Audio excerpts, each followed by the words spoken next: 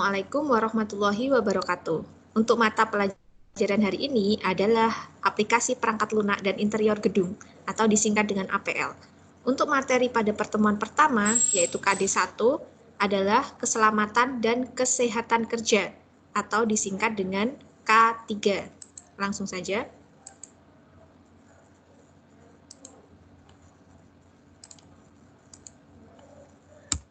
Keselamatan dan kesehatan kerja. Ini adalah simbol K3. Sebelum melanjutkan materi, jangan lupa absen pada kolom komentar dengan ketik nama lengkap dalam kurung kelas. Kemudian, bila menyukai video ini, tekan like, serta bila perlu untuk mengetahui serta mempelajari pelajaran-pelajaran yang akan saya bagikan pada video ini, maka tekan subscribe. Langsung saja ke materi K3, keselamatan dan kesehatan kerja. Arti lambang K3, yaitu berupa gerigi, berwarna hijau, palang berwarna hijau, serta warna putih. Tanda palang berarti bebas dari kecelakaan dan penyakit akibat kerja atau PAK. Makna roda gigi adalah bekerja dengan kesegaran jasmani dan rohani, artinya selain jasmaninya sehat, rohaninya pun atau mentalnya pun sehat, jadi tidak mengalami stres ataupun gila. Arti makna warna putih adalah bersih dan suci. Arti warna hijau pada palang dan gerigi adalah selamat, sehat, dan sejahtera. Arti makna 11 roda pada gerigi itu adalah babnya dalam Undang-Undang Nomor 1 Tahun 1970 tentang Keselamatan Kerja. Pengertian K3, filosofinya Mangkunegara.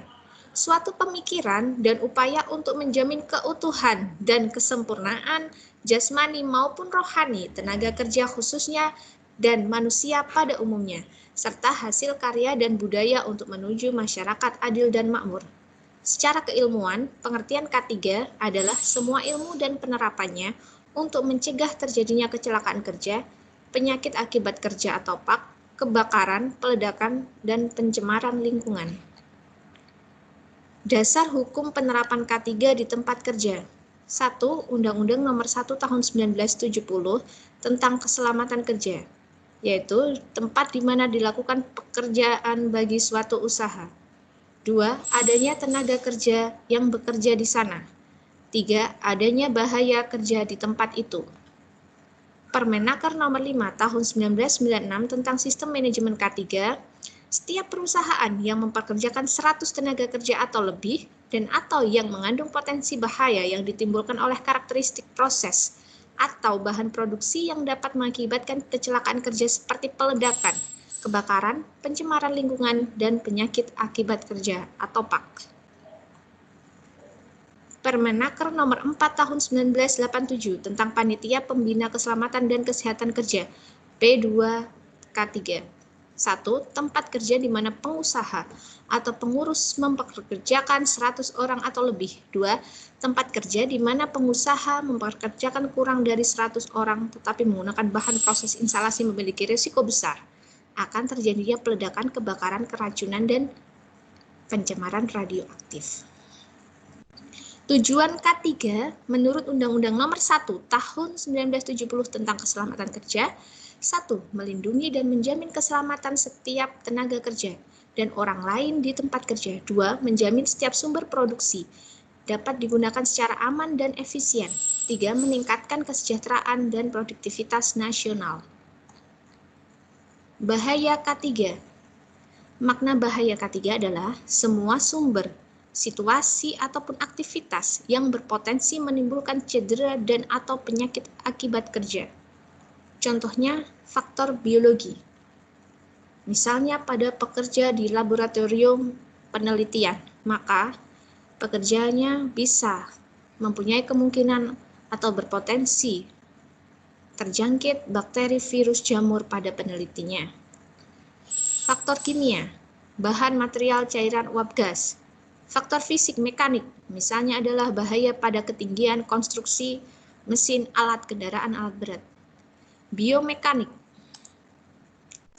gerakan berulang. Postur posisi kerja, pengangkutan manual. Jadi jika ada sesuatu yang berat kemudian diangkut oleh manusia, maka itu bisa menimbulkan bahaya K3. Psikologi atau sosial, stres, kekerasan. Sumbernya bisa dari sesama manusia, mesin, material, metode, dan lingkungan. Jenisnya, tindakan, dan kondisi. Resiko K3. Resiko K3 adalah potensi kerugian yang bisa diakibatkan apabila terdapat kontak dengan suatu bahaya. Contoh, luka bakar, patah tulang, kram, asbestosis. Penilaian dan kategori, perkalian antara nilai frekuensi dengan nilai keparahan suatu resiko. Pengendalian resiko K3. Pengendalian yang paling awal, paling dini adalah menggunakan APD, yaitu menyediakan APD kepada semua tenaga kerja. Jadi pencegahannya bisa dengan memakai helm misalnya, memakai seat belt, memakai sepatu safety, itu adalah APD contohnya. Administrasi yaitu menerangkan peraturan atau prosedur kerja, menerapkan pelatihan durasi kerja tanda bahaya pada tempat kerja. Perancangan, memodifikasi alat mesin tempat kerja yang lebih aman. Substitusi, penggantian alat mesin dengan yang lebih aman. Kalau eliminasi, tingkat yang paling tinggi adalah dengan mengeliminasi bahaya. Insiden. Insiden adalah kejadian yang berkaitan dengan pekerjaan di mana cedera, penyakit akibat kerja pak, ataupun kefatalan kematian dapat terjadi. Termasuk insiden ialah keadaan darurat. Kecelakaan kerja, insiden yang menyebabkan cedera, penyakit akibat kerja pak, ataupun kefatalan kematian. Near miss, hampir celaka, insiden yang tidak menyebabkan cedera, penyakit atau pak, ataupun kefatalan. Ini adalah contoh near miss. Jadi hampir terjatuh, itu near miss, hampir terpeleset, itu near miss. Seseorang di bawah sini yang hampir tertimpa material, near miss, tapi materialnya tidak jadi jatuh di kepalanya, jatuh di sampingnya, itu near miss. Sedangkan kecelakaan kerja, contohnya ini adalah orang yang jatuh dari tangga. Penyebab kecelakaan kerja, penyebab dasarnya seperti kurang aturan, kurang sarana, kurang sadar, dan kurang patuh. Penyebab tidak langsung, faktor pekerjaan dan faktor pribadi. Penyebab langsungnya, tindakan tidak aman, kondisi tidak aman. Kecelakaan kerja, kontak dengan bahaya, dan kegagalan fungsi. Kerugiannya manusia cedera, keracunan, cacat, mesinnya rusak, bahannya rusak dan tercemar, lingkungannya rusak. Kerugian kecelakaan kerja dari mulai 1 juta untuk biaya langsung, biaya pengobatan dan kompensasi, 5-50 juta untuk kerusakan aset dan asuransi, 5-3 juta untuk biaya-biaya lain yang tidak diasuransikan. Piramida kecelakaan kerja. Hal ini dianalogikan misalnya dari 600 near miss atau hampir celaka seperti tadi, ada 30% yang menimbulkan kerusakan alat dan 10%-nya merupakan kecelakaan ringan. Dari 10% kecelakaan ringan, diteliti ada 1 kejadian fatal yang menyebabkan kecelakaan fatal, cacat, atau kematian. Upaya pencegahan kecelakaan kerja. 1. Pengendalian bahaya di tempat kerja. 2. Pembinaan dan pengawasan. 3. Sistem manajemen, seperti memberikan peraturan dan prosedur yang jelas tentang penggunaan APD ataupun prosedur tentang penggunaan alat atau mesin di tempat kerja. Penyakit akibat kerja pak adalah gangguan kesehatan baik jasmani maupun rohani yang ditimbulkan dan atau diperparah karena aktivitas kerja atau kondisi yang berhubungan dengan pekerjaan. Contohnya antraks, silikosis, asbestosis. Nah, ini biasanya kalau misalnya seseorang bekerja misalnya sebagai perawat sapi. Nah, dia terpapar virus antrak dari sapi itu. Faktor penyebab biologi seperti bakteri, virus, binatang lain. Kimia bahan beracun, biomekanik postur atau gerakan berulang-ulang, psikologi misalnya stres. Pencegahannya pemeriksaan kesehatan secara berkala, pemeriksaan kesehatan khusus, pelayanan kesehatan, dan penyedia sarana dan prasarana. Tanggap darurat. Pengertiannya adalah keadaan sulit yang tidak diduga yang memerlukan penanggulangan segera supaya tidak terjadi kecelakaan. Ruang lingkupnya, kebakaran yang gagal dipadamkan regu pemadam kebakaran perusahaan, peledakan, kebocoran gas, cairan, material berbahaya, keracunan, bencana alam, perampokan, ancaman bom, demonstrasi, huru-hara. Nah, ruang lingkupnya adalah ini yang harus segera diatasi oleh tim tanggap darurat. Misalnya dengan matikan atau hentikan proses, menuju titik evakuasi, selamatkan aset, tetap tenang, informasikan kepada petugas tanggap darurat, tetap di area aman. Api dan kebakaran. Api adalah suatu reaksi kimia atau oksidasi cepat yang terbentuk dari 3 unsur, yaitu panas, oksigen, bahan mudah terbakar, yang menghasilkan panas dan cahaya. Jadi kalau ada suhu panas, kemudian oksigennya ada, kemudian ada bahan mudah terbakar, ini akan rawan terjadi kebakaran atau api. Pengertian kebakaran, nyala api kecil ataupun besar pada tempat, situasi, dan waktu yang tidak dikehendaki yang bersifat merugikan pada umumnya sulit dikendalikan. Tahap kebakaran, dari muncul api, tumbuh membesar, puncak nyala api, puncak kebakaran, kemudian reda atau padam. Jadi seperti kurva ya. Awalnya muncul api, tidak bisa ditangani atau tidak diketahui, membesar sampai ke puncak, kemudian dipadamkan, mulai padam baik dengan air, CO2 atau zat kimia lain. Metode pemadaman api: 1. Pendinginan, isolasi, dilusi, pemisahan, dan pemutusan. Bisa dibaca untuk prosesnya. Pendinginan menghilangkan unsur panas menggunakan media bahan dasar air. Isolasi menutup permukaan benda menggunakan serbuk atau busa, misalnya dengan mengubur nyala api, menyiram nyala api dengan misalnya karung basah atau apa. Klasifikasi kebakaran. Kelas kebakaran: A. Padat non-logam, B. Gas uap cairan, C. Listrik, D. Logam, E. Bahan radioaktif, K. Bahan masakan. Media pemadam: air uap, serbuk kimia, cairan kimia. Tabung pemadam atau APAR, alat pemadam api ringan.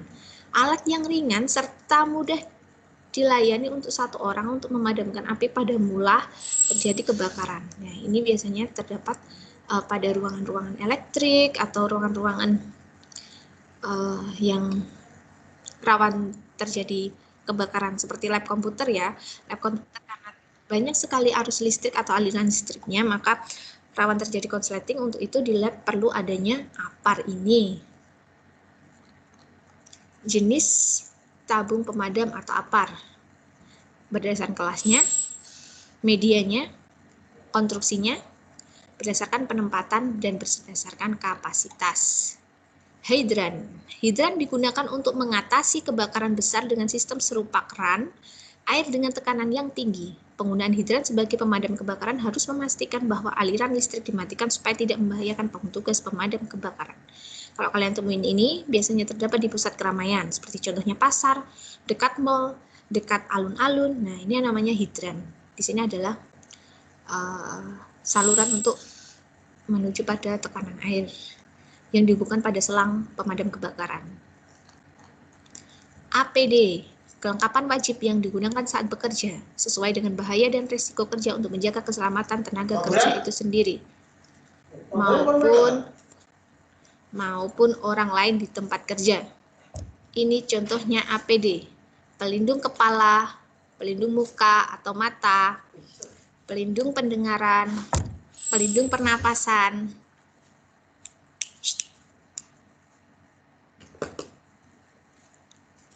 pelindung kaki, pelindung ketinggian, pelindung badan.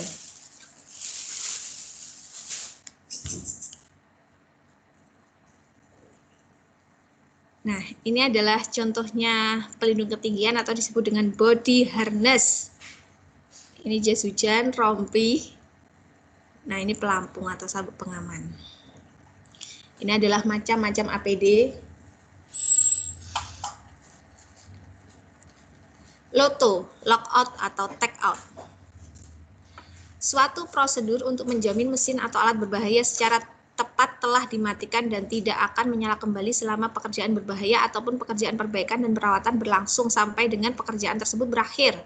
Prosedur umumnya mengidentifikasi sumber energi, mengisolasi, mengunci, dan memastikan keefektifan isolasi sumber energi. Nah, untuk izin pekerjaan bahaya serta risiko tinggi akan saya bahas di pertemuan selanjutnya. Cukup untuk materi hari ini, keselamatan kesehatan kerja atau K3.